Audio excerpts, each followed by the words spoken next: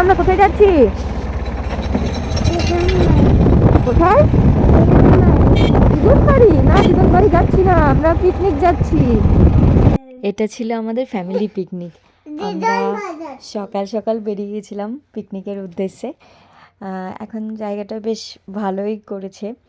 যখন আমরা 2 বছর আগে গেছিলাম এতটা কমপ্লিট ছিল না। ফটো তোলার জন্য বেশ ভালো। কি খাচ্ছ? ও আচ্ছা।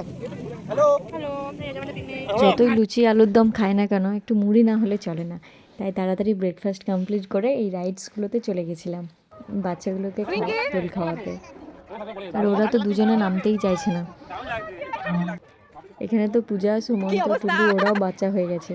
ওপরে বসতে পারেনি তো কি আছে, ওরা ওখানে বসেছে। তারপর কেমন মটমট আওয়াজ হচ্ছিল, তখন আমরা নামলো।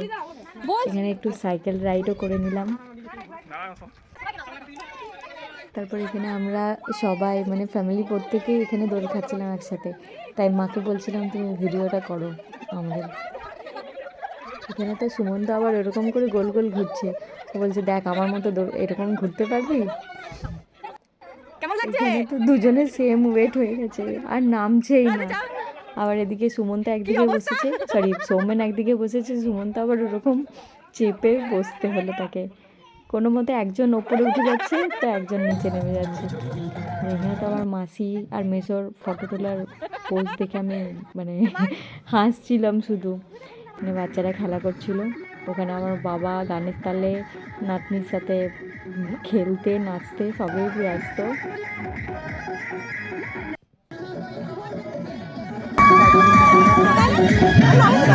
ছিল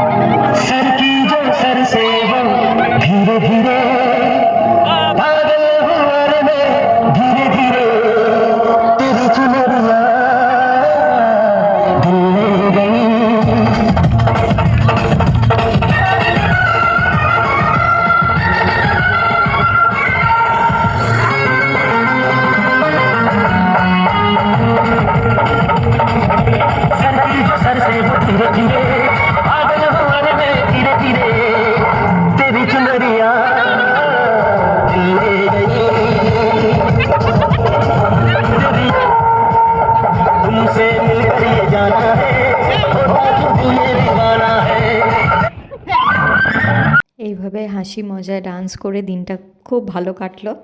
তারপর সন্ট আবার বলছিল আমি স্ট্যাচুটা দুধু খাবো, ওকে দুধু খাওয়ানো হচ্ছিল। তারপর ফ্ল্যাশ লাইট জ্বালিয়ে রাতের রান্না করে আমরা প্যাকিং করে নিয়ে চলে গেছিলাম। আর কেউ ছিল না ওখানে, সবাই চলে গেছিলো। পার্কের গেটও প্রায় বন্ধ হয়ে গেছিলো।